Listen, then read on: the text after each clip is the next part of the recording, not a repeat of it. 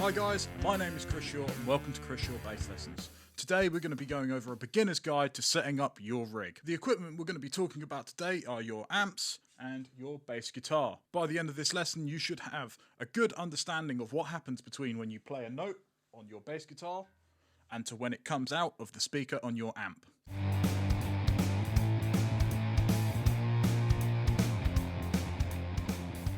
So the first part of that chain between guitar and amplifier is your bass guitar. So that's what we're going to look at first. We're going to think about the differences between a passive bass guitar and an active bass guitar. So what is the difference between an active and a passive bass guitar? Well, to say it simply, it's one of these. This is a 9-volt battery, okay? And inside an active bass guitar, you will find one of these. This powers the preamp, which is inside the guitar, which means you have more control over the sound and you can boost and cut the tone. In a passive guitar, there is no inbuilt preamp, and so you do not need a power supply built into the guitar, so they don't have a 9-volt battery inside them. My guitar, for example, is an active bass. This means that in the back, there is a battery. Now let's talk about the chain of events that happens between me playing a note on this guitar and it coming out of the speaker of my amp. So, when you play your note, the strings vibrate. And these vibrations are picked up by what's known as the pickup. A pickup is essentially an electrical magnet that picks up those vibrations and converts them into signal. It then sends those signals to the tone pots and the volume pots. The pickups are these things that sit down here underneath your strings on the body of your guitar. There are lots of different types of pickup, but for now that's all you need to know about the pickups. After your pickups, the next place the signal will go is to the pots. These are these things down here with little knobs on them that you can turn left or right, up or down. These are various different things. They are mini computers and variable resistors, and what they essentially do is control different aspects of the signal.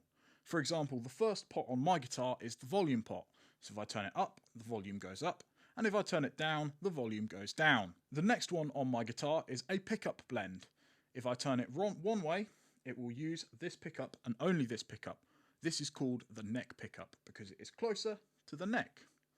If I turn it all the way the other way, it will use this. This is called the bridge pickup because it is closest to the bridge. If I turn it into the middle, it will use a blend of both pickups. The next pot on my guitar is actually two pots. I have a bass boost and cut and a treble boost and cut. The bass boost and cut will boost and cut the low parts of the sound, and the treble boost and cut will do the same for the higher parts of the sound. And finally, the last pot on my guitar is a master tone, so it will turn the tone up or the tone down. Generally, most guitars have different pots. It's important to learn what the pots on your guitar do. Most guitars will have tone pots and volume pots and some form of pickup selection. But it's a good idea to look up, Google or research or find out what the pots on your guitar do so you can know how to control that signal. The next thing you'll need to do is send the signal from your guitar to your amplifier, and what you'll need to do that is one of these. This is a 1/4-inch jack cable with two L-shaped jack inputs. 1/4-inch jack cables come in all kinds of different shapes and sizes, like this one, which is only a few inches long but has two straight inputs. This is what you'd call a patch cable, and you'd use it from plugging one pedal into the next pedal. This 1/4-inch jack put, however, has one L-shaped input and one straight input. It's important for you to decide what type of cable works best for you. Some quick tips from me would be, firstly, keep it under 6 foot. Otherwise, having a cable too long will affect the strength of the signal and the way it sounds. And the second thing I would recommend is always get a tip with an unscrewable metal input. That means if something goes wrong, you can unscrew it and find out what the problem is. When you establish what kind of cable works best for you, all you need to do is plug it into your guitar. Once you've plugged your cable into your guitar, you can then plug it into the input of your amplifier. And when you turn your volume up on the guitar, you should be ready to make noise. There are two main types of amplifier. There are stacks. This is where your amp comes in two parts. The head, which is the control of the amp, and the cab underneath, which is the speaker. And then there are combo amps where the head and the cab are built into one thing. Generally, for beginners, I would recommend starting off with a combo amp. These are the easiest to use, and by and large, they are cheaper than stacks. So let's take a closer look at the amp and have a look what the different controls, knobs and switches on the front of it do.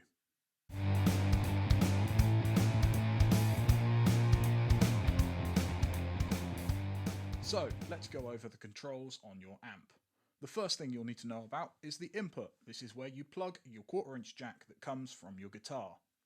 The next one you'll need to know about is the passive and active switch.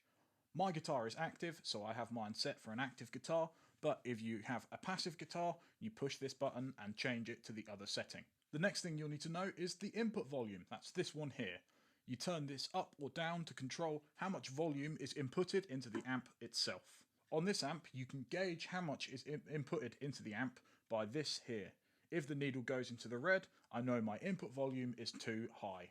Up next, along the top of the amp, we have the tone settings. That's bass, treble, and mid. On this amp, I also have low mid and high mid, but for this video, we're just going to talk about bass, treble, and middle. I know I pointed at those in the wrong order. These are the things that occur on most amps. The bass controls the low end, and you can boost how much low end you get through your amp. The middle controls the middle, and it controls how much middle you get in your sound, in your tone.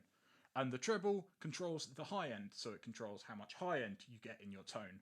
You can blend these to make a good tone for your amp until you get a sound that you like.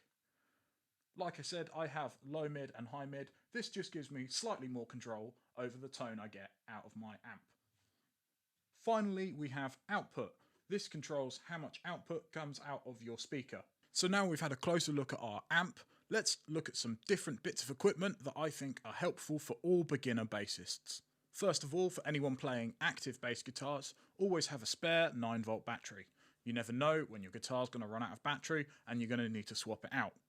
Another good tip for people playing an active guitar is never leave your guitar plugged in. If you do this, you can slowly drain the power in the battery and you'll have to replace it every time you pick up the guitar. Something that's handy for all guitarists and bass guitarists alike is a good strap.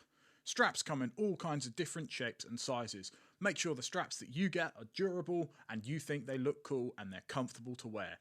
What it means is you can stand up or you play your guitar or your bass. I have this red one that I think is nice and I think it's quite reliable, so I use it on my main guitar. Another thing that's also good to have around all the time is one of these.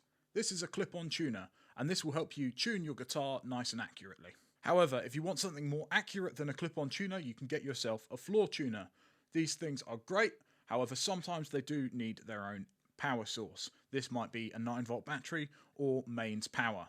The way these works is they'll sit on the floor in front of you and you will plug your guitar into the tuner, and then the tuner with another cable into the amp. Another good thing to have handy is a good pair of headphones. You can plug these into your amp and play through silently. Maybe you've got neighbours that complain, or you just want a nice quiet practice session. A good pair of headphones will make this possible. And finally, another good thing to have when you are practicing or playing your guitar is one of these. It's a phone. You can use this to download a metronome app as you practice, or you can watch a Chris Shaw bass lesson. Thank you very much for watching this video. Please make sure you like, comment and subscribe. I will see you next time.